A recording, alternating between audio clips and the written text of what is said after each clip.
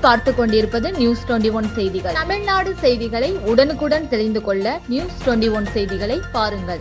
கொடைக்கானல் மூஞ்சிக்கல் பகுதியில் தந்தை பெரியார் 147வது பிறந்த நாளை முன்னிட்டு தவேகாவினர் பெரியார் திருவுருவ படத்திற்கு மாலை அணிவித்து மரியாதை செலுத்தினர். தந்தை பெரியாரின் 147வது பிறந்த நாள் இந்தியா முழுவதும் கொண்டாடப்பட்டு வருகிறது.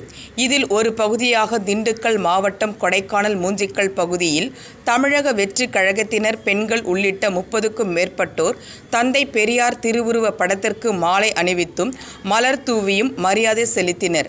மேலும் தந்தை பெரியாரின் வாழ்க்கை முறை குறித்தும் கொள்கைகளை குறித்தும் எடுத்துரைத்தனர். இறுதியாக பொதுமக்களுக்கு இனிப்புகள் வழங்கப்பட்டது. நியூஸ் 21 தலைமைச் செய்தியாளர் கூல் சுரேஷ்.